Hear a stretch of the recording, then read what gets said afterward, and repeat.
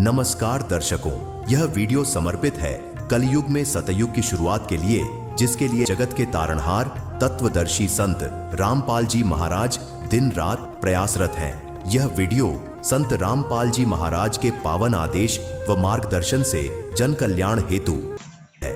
इसमें दर्शाया गया है कि किस प्रकार इस कलयुग की घोर अंधकारमय स्थिति में भी सतयुग जैसी पवित्र और करुणा वस्तु सत्य, करुणा, प्रेम, समता और न्याय फिर से इस धरती पर स्थापित होंगे।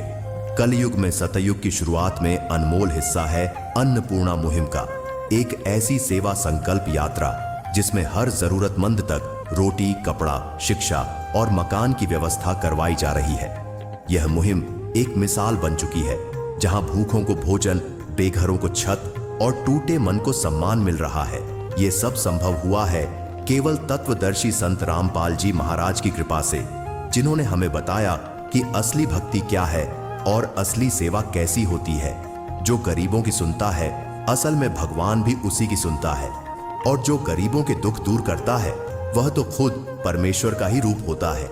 इस वीडियो को अंत तक देखना, क्योंकि वीडियो का उद्देश्य है मरी हुई मानवता को पुनः जीवंत करना, और जो जीवंत है उनकी आत्मा को जागृत करना, और जो जागृत है उन्हें इंसान बनाना, और जो इंसान है उन्हें दिखाना है कि इंसानियत क्या होती है।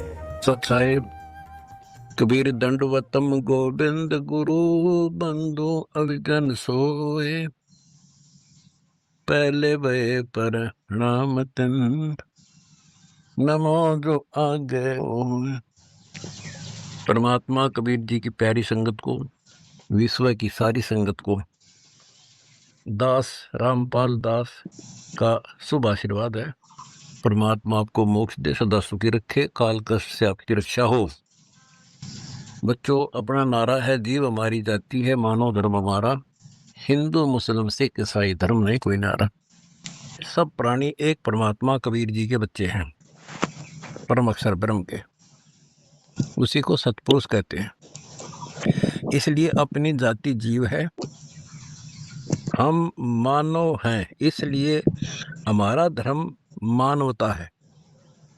पशुओं का धर्म पशुता है, मानव का धर्म मानवता है सभी जीव।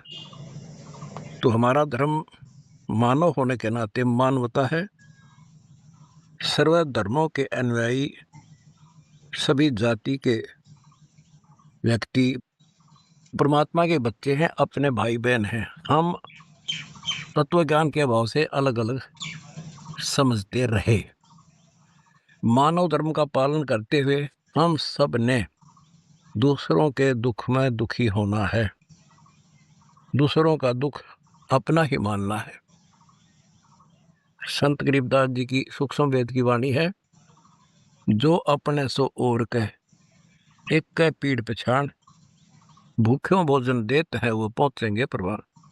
बच्चों, दूसरों को लूट कर, ठग कर अपने परिवार का निर्वाह तो आम व्यक्ति कर रहा है।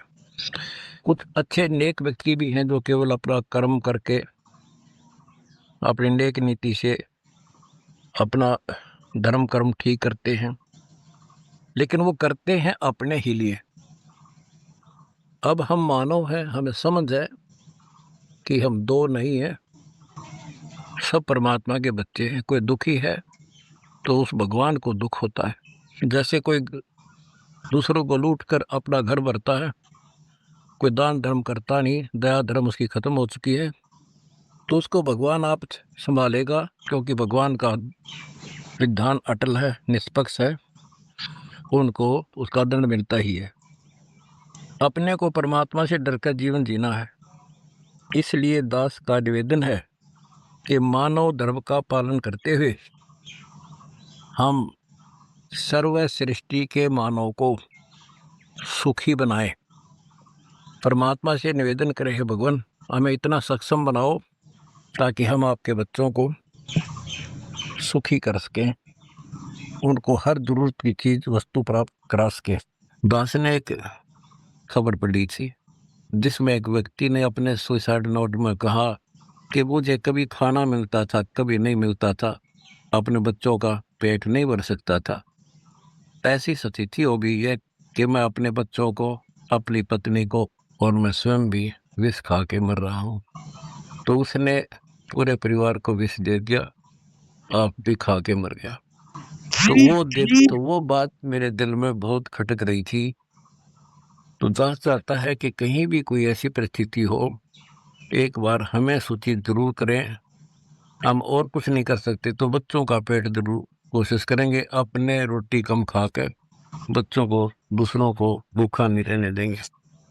अब परमात्मा ने मेरे बच्चों को सत भक्ति करने से, सेवा करने से सक्षम बन गया और आपके अंदर दया भर दी। दया धर्म का मूल है, पाप मूल अभिमान, तुलसी दया ना छोड़ियो, जब लग घट में प्राण।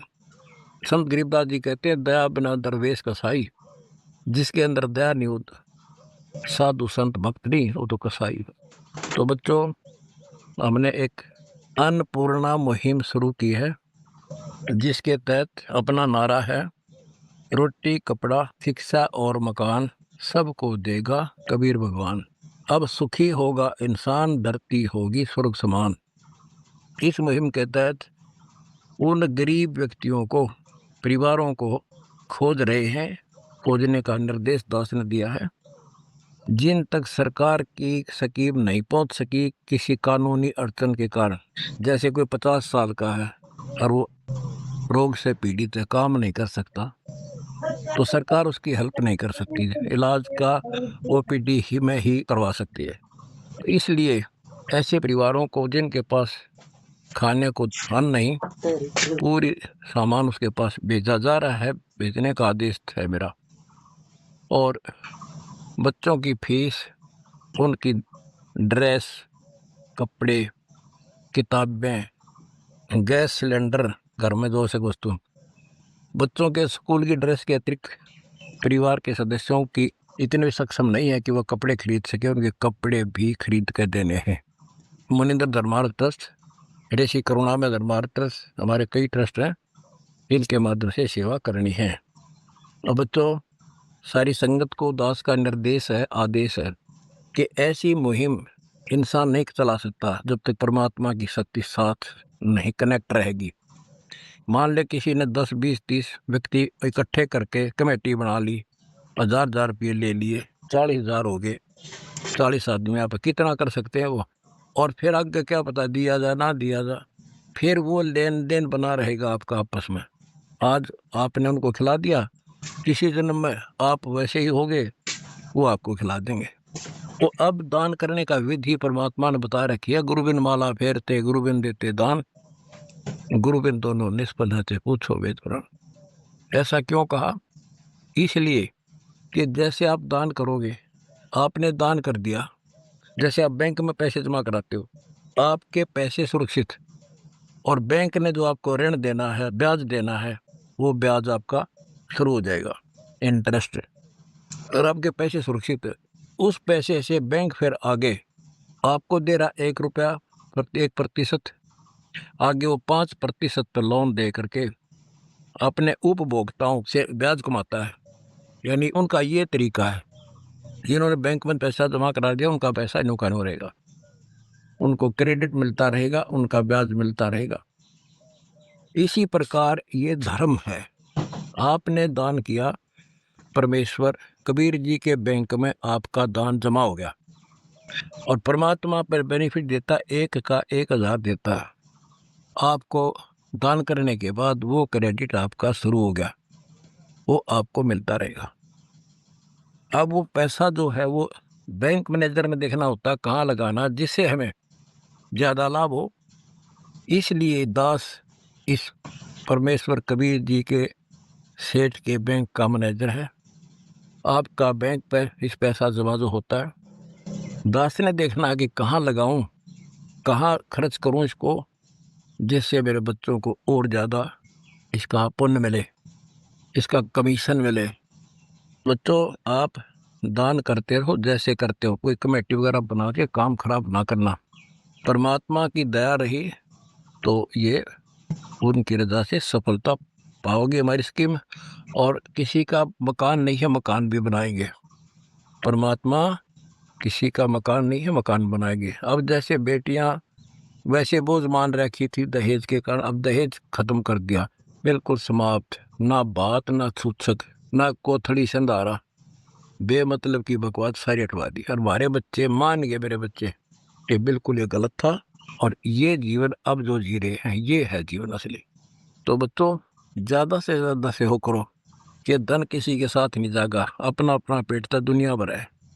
दास ने देखा था, एक प्रॉपर्टी डीलर था डबवाली शहर में, सिरसा, जिला सिरसा, हरियाणा, और उसके पास कई प्लाट थे, कोई एक दो कोठी थी, बैंक बैलेंस खूब थे, और वो किसी कारण से पूरा परिवार गाड़ी में बैठकर दिल्ली के लिए रवाना हुआ। डबवाली से चलते एक भाखड़ा कैनाल है बहुत बड़ी, और शाम का समय था, आसपास कोई व्यक्ति नहीं था।